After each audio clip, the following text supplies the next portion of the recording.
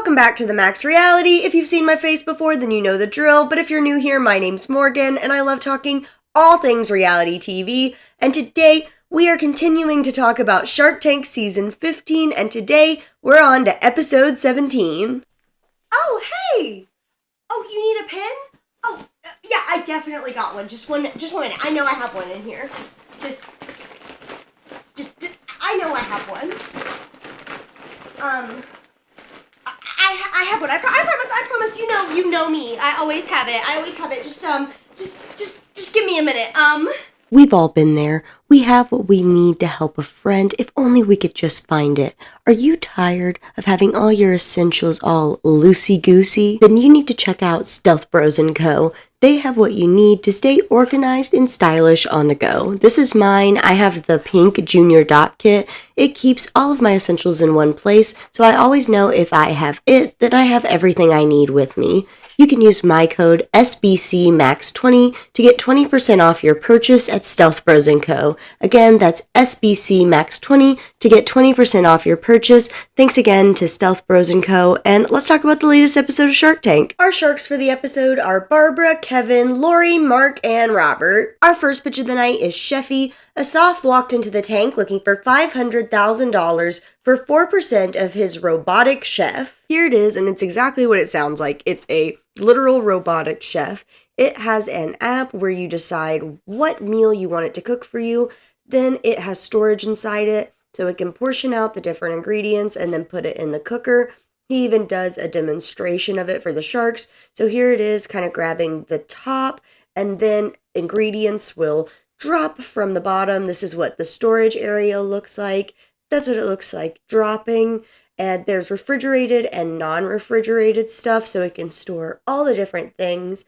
And then bada boom, it puts it in the cooker, cooks it, and that's your robotic chef. Aside from just cooking the meals, Chefee can also order your groceries for you by being connected to a service like Instacart or Amazon Fresh. As I feel like most people can guess, this is a pre-revenue company. They do, however, have a $500,000 signed letter of intent from a high-end kitchen remodeling company in Palm Springs.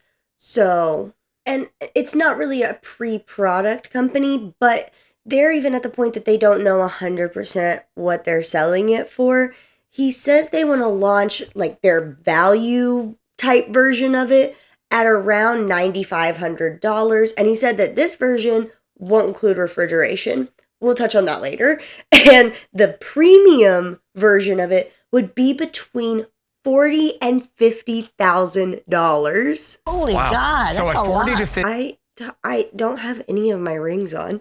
I was just talking for so I knew there was something off. I knew something in the energy was wrong.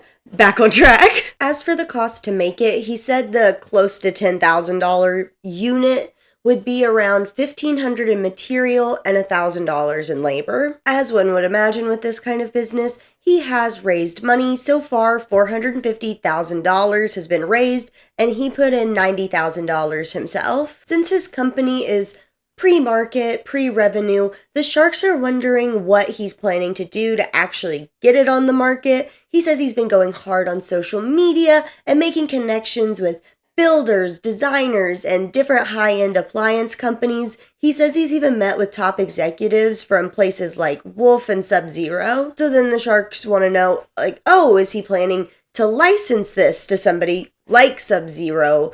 And he says, that's the exciting thing about the business. It could be anything. It can go any direction. And it's like, my guy, they understand it could go any direction. They want to know which one you want to do. He then tells us that so far they've only installed 3 units, and Mark still wants to know why haven't they shipped any of these out? Because I don't want to overpromise, underdeliver. I want to do the opposite. That's the sales pitch, right?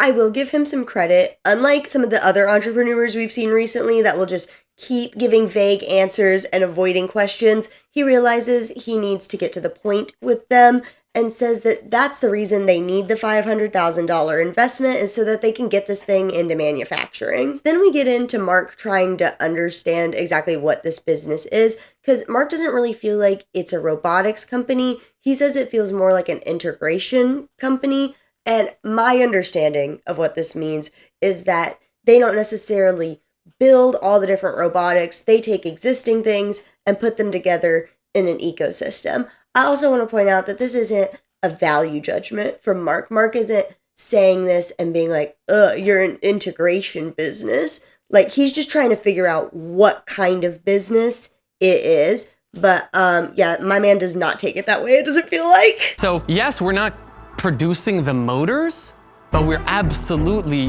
creating the entire robotic system. That's an integrator.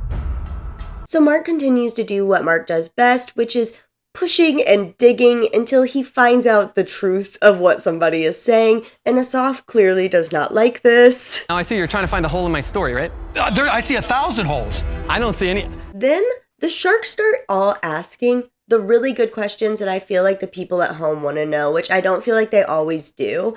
First, Kevin jumps in with the realest question, which is, what happens when something breaks? And his answer is that the system is just so elegant and streamlined that they can just use systems that are already in place, like hiring a TaskRabbit to come fix your $10,000 robo kitchen. Oh, you're killing me. Barbara says when he first came in, she thought the product was really cool, but his answer to Kevin's question makes her worried about the overall execution of the product, so she goes out. Robert agrees with Barbara, saying it's a sleek and integrated system, but at the moment, there are just other ways to get nice, prepackaged meals that don't cost this kind of money, and he doesn't really see the market for this product, and he's also out. We then get Lori jumping in with the next real question, which is, does he even have one of these in his home? And his exact answer is yes, in our HQ. And what isn't made clear is if he's saying it's in their actual headquarters, or if he's like calling his house the headquarters for Chefee. I would really love some clarification on this, because like, in your office isn't in your home. I mean, even if you're at the office, it's just different. It's just different. She also asks, do you use this every day? And he says no, not every day, but they use it a lot. We then get what I am considering an iconic moment from Lori, probably going to be one of my favorite questions from her of the season. And what do you do if you want a baked potato? And the answer is no. You either get over it, or you have enough money to just install an oven right next to your most likely $40,000, $50,000 robo kitchen. Lori sees his passion and enthusiasm, but doesn't really see the path for how this is gonna adopt into people's lives and homes. She says maybe this is gonna be the product that one day she's kicking herself over, but at the moment, she's out. But Kevin doesn't agree with his fellow sharks. He doesn't mind the price, and he does know that there is a market for this kind of thing, but the 4% isn't gonna cut it. I'll make you an offer. I don't care if you like it or you don't. He offers him the $500,000 for 15%. That's it. No royalty. I was shocked. I, for one, was flabbergasted. I was like, I had no words. I never thought this would be an offer Kevin made. In my wildest dreams, amazed. Incredible. One for the history books. Mark decides to jump back in to say it looks nice and the idea makes sense, but he just doesn't like that he doesn't know whose parts and pieces are all making up the machine, because he says there's just no way that they could have made all that from scratch in the time frame they've talked about and with the amount of money he's raised.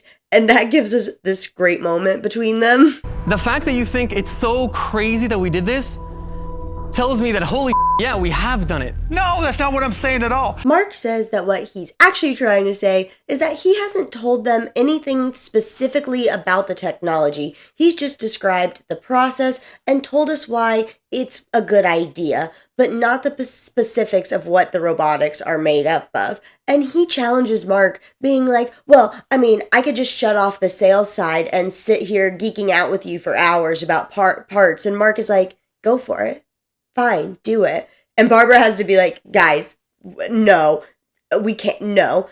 And Mark's not going to make an offer anyway, so instead of putting us through all that, he goes out. And now officially, all roads have led to Mr. Wonderful. Asaf tries to counter him for 8%, But Kevin says no. He tries again at 12%, but Kevin is not budging. Kevin's big thing is he sees this as something that will really take off with the licensing route, and that's something Kevin thinks he can help him with.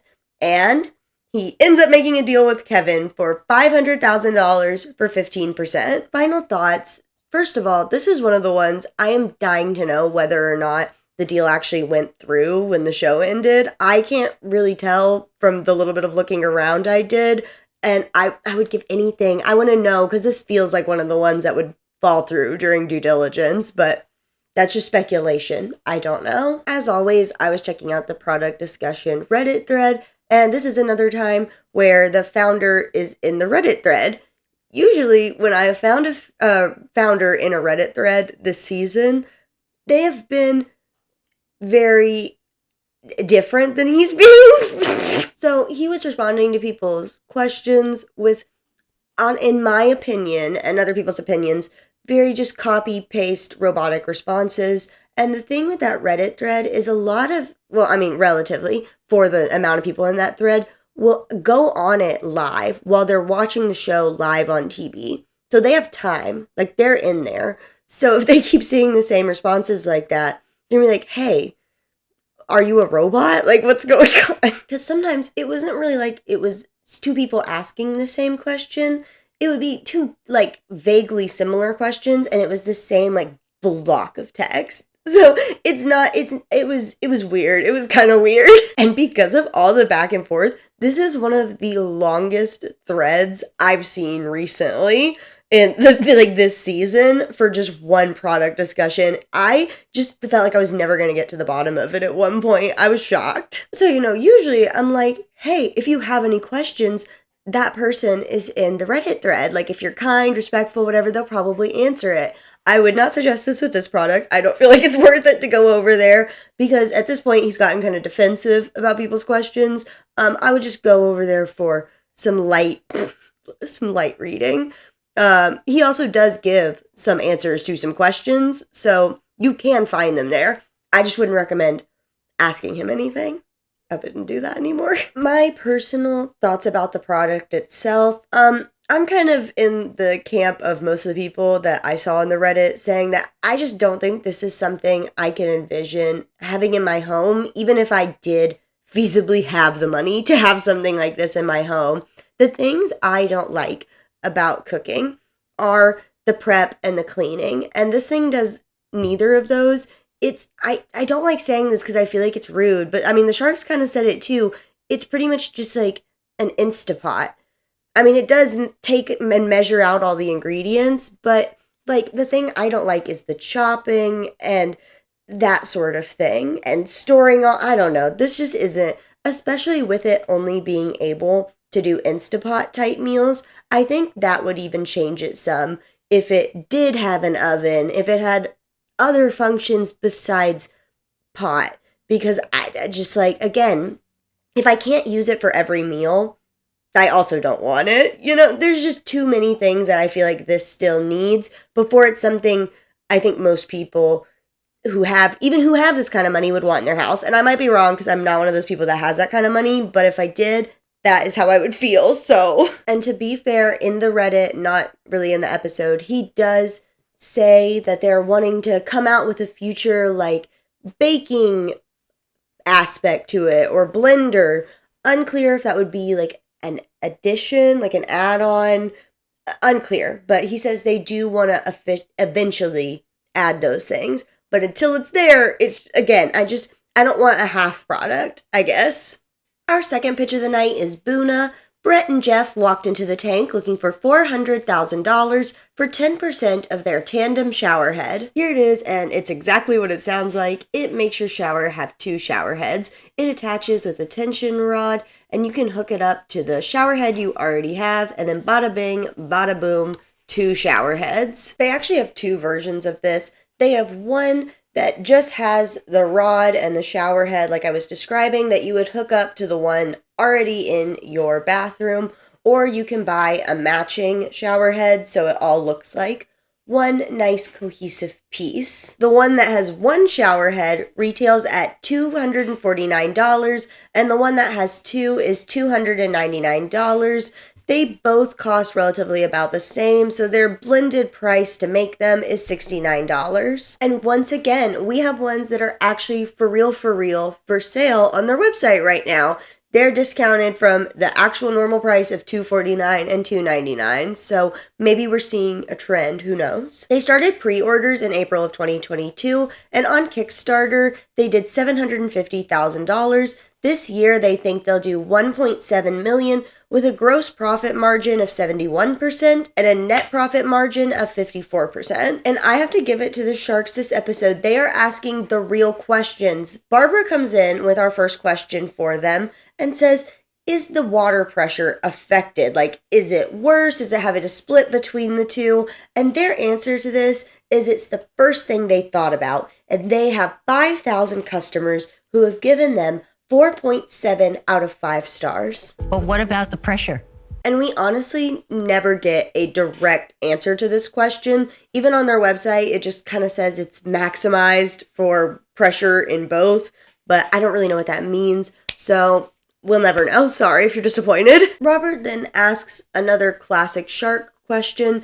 Is this an actual problem that people need a solution for? And the guys answer that it is, because the main thing that got them to where they are in sales is they put this on social media and it blew up on places like TikTok and Instagram. Mark wants to know what their plans are for the business, and they say they want to keep innovating off this to build a brand. And both Mark and Kevin jump in to say that one of the worst things entrepreneurs can do is pretty much spread themselves too thin instead of just focusing on one really good product and selling it and making money off of it. In the middle of them trying to have this just real conversation about business, Barbara just immediately interrupts it to be like, I don't get this. I don't get this product whatsoever. And before she goes out, she does give us her exact reasoning. Her main points are that she's somebody who generally likes to bathe, and also when she does shower, she likes high pressure, and she's worried about that with this. And then she has her last reason. I just couldn't imagine getting into a shower with my husband, Bill, getting naked. Her and Lori have given us the best lines from this episode. The, holy God, that's a lot. Can it bake a potato? And then this, just beautiful, beautiful work from the women. We gotta take a moment. Robert tells us that when he built his house, he wanted to make sure to put in 10 big, fancy, different shower heads, and in reality, he only ever uses one of them, so he follows in Barbara's footsteps and goes out. Mark reiterates his earlier points and then steals Lori's famous line, "It's a great business for you, but not investable for me," and he's out. Then we have Lori, who agrees with all the other sharks that this isn't something she can really relate to or something she would use. So once again this episode, all roads lead to Mr. Wonderful. Kevin decides he wants to spice it up this episode, and he says he'll give them 2 different offers and they can pick whichever one they want to do. His first offer is $400,000 for 10% with a $40 royalty until he's paid back $1.2 million. His second offer is no royalty, but for the $400,000, he'd want to be their third partner, meaning he'd get 33.33% equity. They decide to counter $600,000 for 20%, and Mark jumps in to just be like, I don't understand why you need the money that bad to make an offer like that. Based off their sales, he just doesn't think the deal makes a lot of sense. Then he goes on about this for a while, and when Kevin tries to get him to be quiet, they just have this fantastic moment. We're allowed to come back in, remember that. Go back in. I died. Like, that man does not want to go back in. That was just it was such a good thing. Go back in. Do it. Do it. So good. But Mark does not let it go. Once again, this episode, he is digging for the exact reason that they think that that's a good deal. And while they just keep going back and forth, Kevin's face just gets more and more annoyed until finally he jumps in and is like, nope, never mind. I'm out. I can't. Anyone else want to come back in? No, but guys, chase cash, not sales. You came to the advice tank. And unfortunately, they end up leaving the tank without a deal. Final thoughts, like the sharks, I wouldn't use this for the main purpose that they talked about while they were in the tank, which was taking a shower with somebody else. That's not something I would really, I'm not the intended target in that way. I like being alone in the shower. I like getting in and out of the shower. So for that, I wouldn't. I saw some people talking about how they just like it because it gives them more of like a spa type experience. And that I could see. That I'm like, okay, yes. I fear though that I would be one of those people who would get this and then never use it because that's just kind of my own personality. I feel like I'd be like Robert who installs all the shower heads and then doesn't use them. But it sounds nice for that in theory. Along with that though, I too am worried like Barbara about the pressure. I like high pressure. So if it even kind of makes it less pressure than it's supposed to be, I'm out. I won't be able to do it. So that's my big caveat to it. But I see why people would like it. It's, I don't have any gripes with this one. It's fine. The product itself, the deal. So I'm not saying that either of Kevin's deals are like fantastic. They're not bad for where they are with the company and all that. I definitely think there was better ways to negotiate within the two different offers he gave.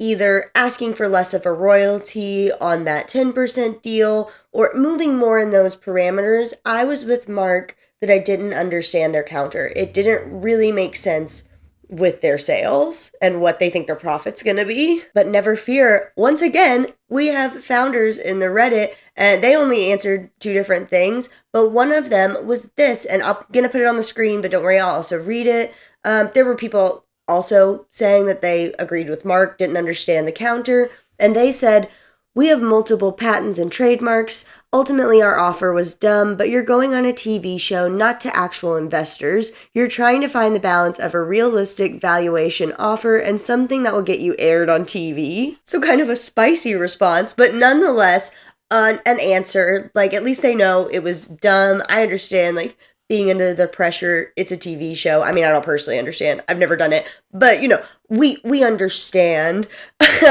And ultimately, like, it seems like a great business for them. Not to be Lori, but it does. Like, it seems like a fine product, something people will use. Hopefully they'll make some good money on it and be fine.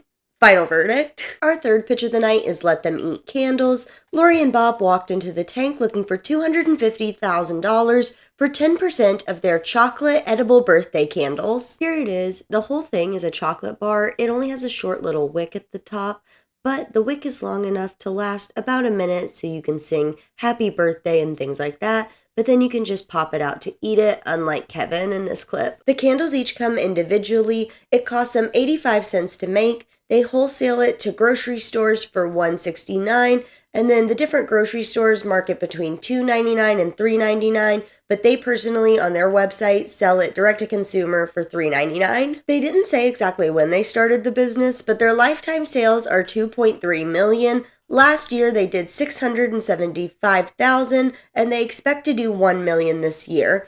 On the $1 million that they're expecting to do, they plan to profit $100,000. Listen, it's not nothing. We've gotten nothing a lot this season. It feels like so. It's not nothing. It's not nothing. They're currently selling at different grocery stores, but they want to focus more on expanding their direct-to-consumer stuff because that's where they believe there'll be more opportunities for them to make money. And this is going to cause so many disagreements between the sharks. We start with Kevin, who completely disagrees with the direct-to-consumer thing. He thinks they need to just keep doing what they're doing and they'll do well. However, he's seen this journey before and it's a long one ahead of them, and he doesn't want to go back on this path he's been on before, so he goes out. Then we find out Robert has a product that's kind of competing in the same category. He apparently has invested in a company that makes birthday cake cards. I'll be clear. To be fair to myself, that's about as clear as Robert makes it. I only understand now because I looked it up, and the good people of Reddit help me figure out what the product he was talking about is. So the product is from the show Dragon's Den, which is pretty much a Canadian version of Shark Tank. Robert is also a host on that show, and apparently he invested in a product called Instacakes. I've linked in my resources page a clip on YouTube of their pitching on Dragon's Den. I couldn't find the whole thing. I could only find her initially kind of describing what the product is. So if you want to learn more about it, go check it out. But for those reasons, with the competing category, Robert goes out. Then we have Mark, who disagrees with Kevin wholeheartedly. He thinks this will only make money if they can do it direct to consumer. His big point is about the logistics of shipping chocolate, and because of all the difficulties with that, he's out. Then we have Barbara, who does agree with this being a great direct to consumer product. She points out how social media would be great for this kind of product. But she disagrees with Mark about the shipping. She talks about her company, Daisy Cakes, and she's like, if we can ship Daisy Cakes, I'm sure we can ship this. It's fine. And Barbara decides to make them an offer of $250,000 for 25%. But we still have Lori, who is currently on the fence. She talks about how she would want to start innovating on this product, doing something like a candy cane type candle situation. And they say they're very open to trying other kinds of products. Because they're open to that, she makes her own offer of $125,000 as a loan and $125,000 for 20%. What do you want to do? I just want to confer with the boss here, really. They pull a classic entrepreneur Shark Tank counter where they say, why not we all come together? And also for less equity. So their counter is both of them for the $250,000 for 15%. Listen, I understand that if they split it, they both invest less money. So, less equity, yeah. But a lot of these sharks have pointed out time and time again that they don't want to do equity deals that are super small amounts. They don't care about that. So you can't offer less equity than either of them have already asked for and expect them to come together. Like that doesn't make any logical sense, especially because Lori was really only offering $125,000 cash and Barbara is offering the whole $250,000. No loan involved. I just had to rant for a minute. We'll move on now. Lori says she doesn't need a partner, but if they want to do the deal with just her at 18% for the $250,000, she's in. And they end up making the deal with Lori for $250,000 for 18%. Honestly, I don't really even have a lot of final thoughts with this one. Product seems fine, seems fun, seems like a fun, special little thing to do, especially as somebody who loves chocolate. I'm here for it. Not really a lot to say. I would love to hear other people's opinions because I just, this is just a floater in there for me. Editing Morgan here. I remembered there was something I wanted to talk about and I forgot about it. And it's this logo. It bothers me because the T is crossing over the candle. And honestly, from farther away, when they were pitching, it looked like they spelled eat with 2 T's. And I just feel like this should be reworked. I feel like this should be part of Lori's plan. I like the idea, what they're trying to do, but I don't think it's doing it as good as it could be doing. And that is my one opinion about this whole thing, really, I guess. Our fourth and final pitch of the night is Lady Alpha. Jeremy and Jacqueline walked into the tank looking for $100,000 for 10% of their nursing cover that helps keep moms and babies cool. Here it is, and what it is a nursing cover that has a fan. It's also made of really light, breathable fabric.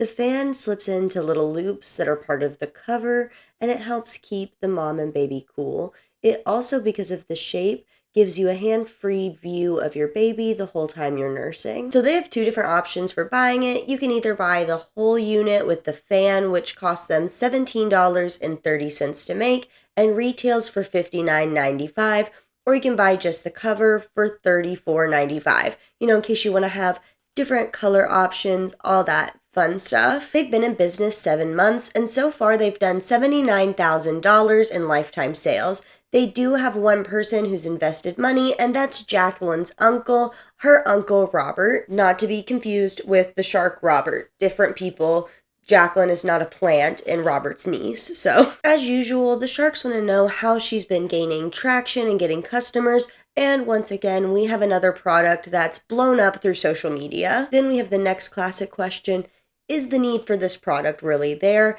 And they say that it definitely is. And to help demonstrate that fact, they talk about how they recently started a wait list for the product, and in one day of having the wait list open, they sold 482 units. Then last, in a very clean and organized and classic Shark Tank line of questioning, they ask why they need the money, and they say that they're constantly running out of inventory and they can't keep up with the demand, so that's what they want to use the money for, to fund that inventory and continue to make their sales. And Barbara has heard all she needs to hear, and she offers them $100,000 for 10%. For 10%?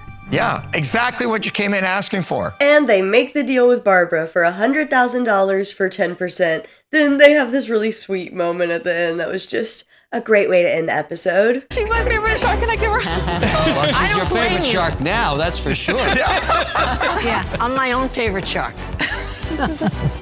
Final thoughts. There were a lot of people pointing this out, and I thought it too when I saw it, but I mean, you can buy a fan like this and make your own cover if you want. That's what I was hearing a lot of people saying. And yes, I mean, technically that's true, but how many of us in general are going to go to the effort of making something like that fits the fan perfectly, that does the, holds it all right? I mean, really? Editing work in here again. I just want to say that I say all of that from a place of experience. I'm 100% one of those people who sees something in a store and is like, I can make that. And a lot of the times I never end up making it. A lot of the times I don't even end up getting the stuff I need to make it. I go home and completely forget about it. So I don't say that as a judgment. I say that as somebody who's been there, done that 1,000 times. So yeah, if you want to go try to buy the fan and then buy the cover, it ends up being about the same price, at least for the Amazon fans that I saw. It looked like those fans range from $20 to $30-ish if you're wanting the exact kind that they had. So, I mean, who cares if they're not making the fan? They're not claiming they make the fan. It seems like a nice, easy product, helps solves a problem. They didn't ask for anything too crazy, especially compared to some of the other things this episode. I mean, yes, that valuation compared to their sales, whatever. But I don't know. I don't really have any gripes with this one. So I think it's a good one. Final verdict. I will say, though, that's my final verdict, but I'm not a mom. So I do say it solves a problem. I'm just taking her word for it and some other people that I read saying it solved a problem. So, feel free to let me know that part in the comments. But overall, I think this was a fine, good product for Shark Tank. Wish there were more things that were just nice and simple like this sometimes compared to some other things. Anyway, and that, my friends, is a wrap on Shark Tank Season 15, Episode 17. If you've made it this far in the video, thank you so much. Don't forget to like the video, and if you like these kinds of videos or other talk about reality TV, maybe check out my other videos, maybe subscribe. This is definitely an episode where I want to hear y'all's thoughts in the comments. I want to hear everybody's thoughts about Chefee especially, and everything. Always want to know your commentary. Don't forget to check out Stealth Bros & Co. and use my code SBCMAX20 for 20% off. And until then, I'll see y'all in the next one.